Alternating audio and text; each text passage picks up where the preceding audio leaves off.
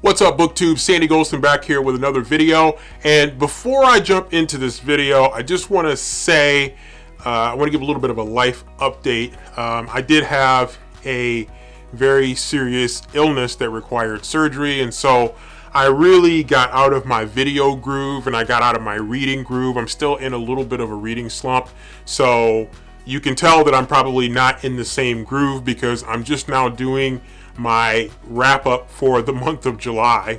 Yes, believe it or not, my wrap up for the month of July, even though we're about halfway, probably a little bit more than halfway through the month of August. But because I love you as fans, I wanted to make sure I was still able to deliver this particular video. So without further ado, here comes the wrap up for July 2020.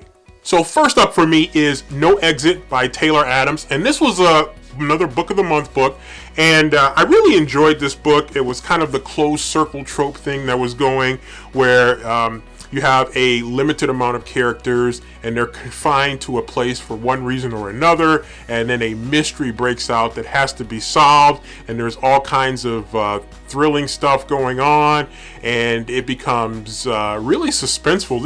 This book is like keeps you on the edge of your seat really from start to finish, and it was one I was really looking forward to reading for a long time. I'd seen it on Book of the Month for a while, and I thought for a couple months that I wanted to have it as an add-on, and I finally did get it as an add-on. I think I got it in the month of June as an add-on, and I'm really thrilled that I got this. Really enjoyable book, very fast-paced, thrilling, definitely edge of the seat stuff, but really a good fun read. So I would definitely recommend it if you're into that kind of a thriller vibe. You should definitely consider checking out No Exit. I gave it 3.5 stars. Next up, I'm going to go with the first of two nonfiction books that I read. This one is particularly interesting to me because it takes me back to the 1980s when I was a young kid, and one of my favorite musicians that I listened to was Taylor Dayne, and one of her favorite songs, or one of my favorite Taylor Dayne songs, I should say, was Tell It to My Heart, which happens to be the title of this book about Taylor Dayne. And so I was really interested in it. I kind of stumbled across this. I'm not really sure how I ended up stumbling across this particular book, but I did, and when I saw it, I'm like, you know what? I was a big Taylor Dayne fan, and every once in a while when I'm on YouTube, I'll go punch it in and listen to some of her songs. Tell It to My Heart is definitely one of them.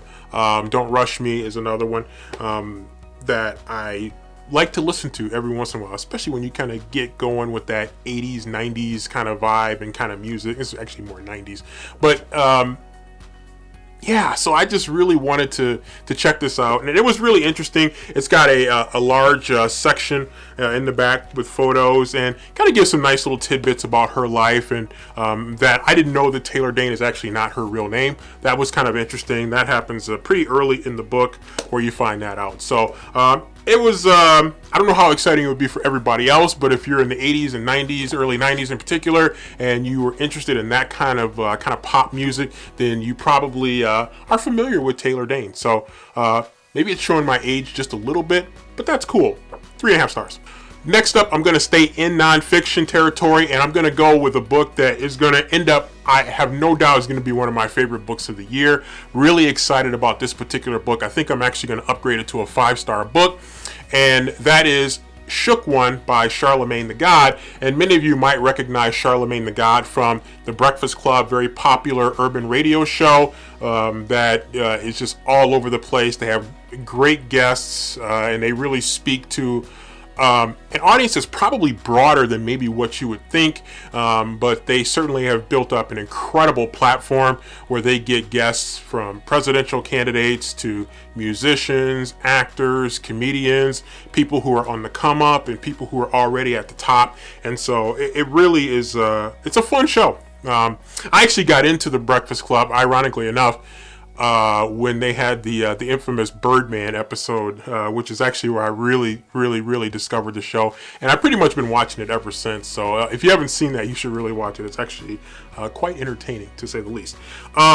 This book is about anxiety and the impact that anxiety can have on people, and I, like a lot of other people, suffer from varying degrees of anxiety. And so reading this was really interesting because he comes at it from the perspective, his perspective as a black male.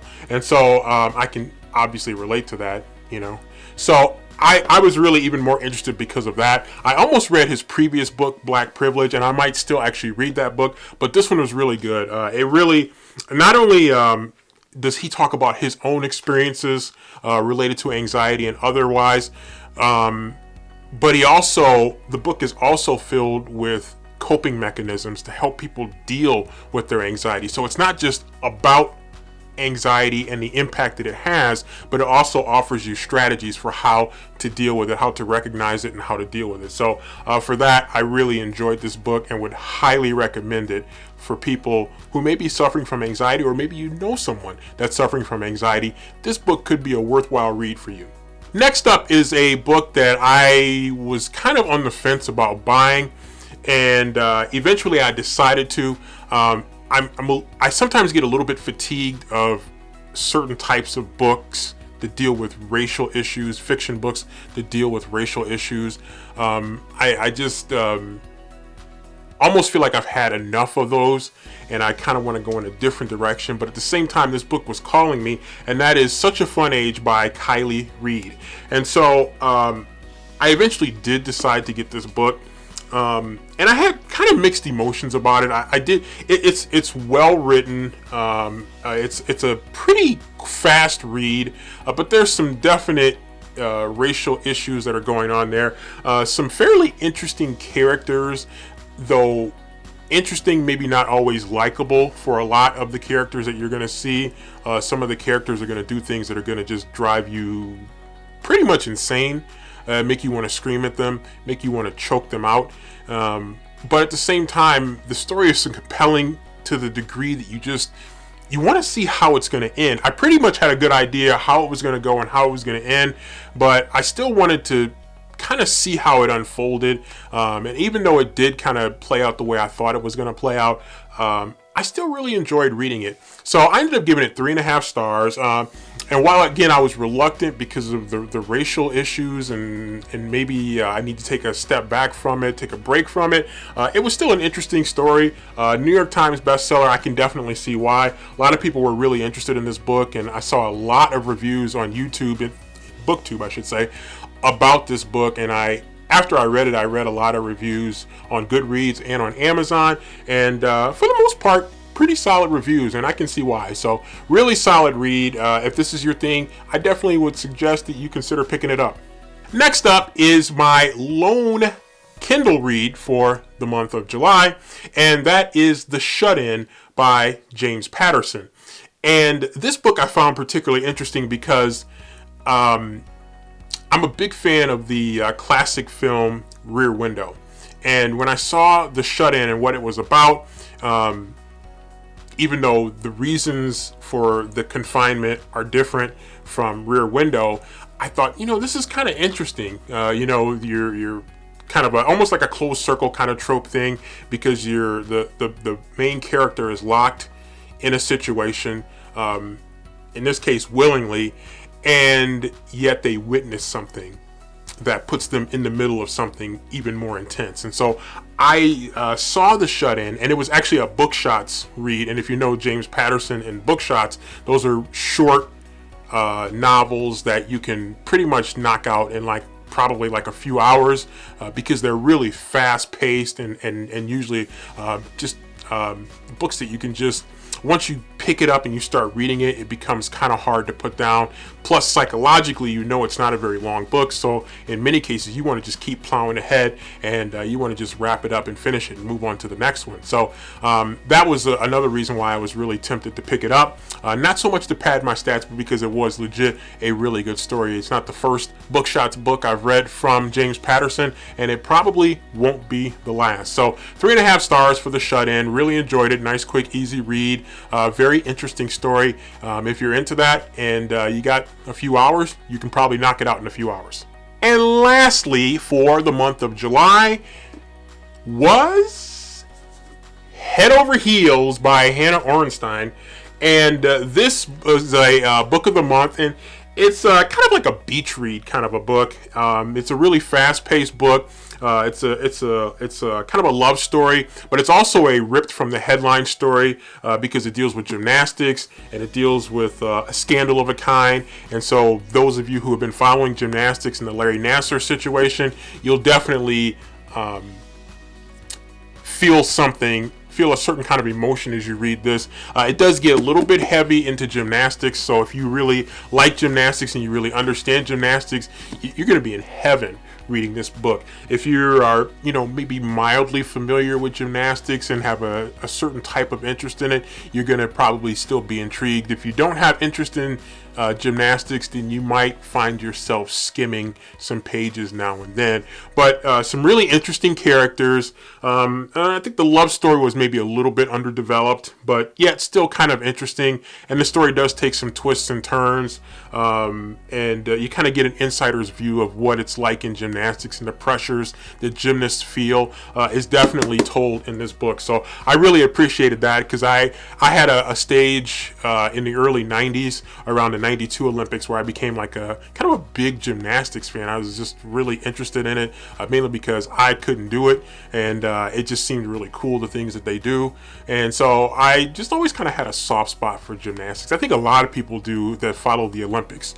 Gymnastics, I think, is one of those sports that just appeals to a lot of people. So if that's your thing, you'll definitely like Head Over Heels. It's a really fast read. It's a little over 300 pages, but I knocked it out pretty fast. And for me, that's saying something because I'm actually a notoriously slow reader. So Head Over Heels, really enjoyed it, by Hannah Orenstein. I gave it 3 stars. So there you have it, my reading for the month of July 2020. Better late than never. And looking forward to hopefully I got 6 books read in the month of July. I am not quite sure I'm going to get there for the month of August. Big reading slump for me.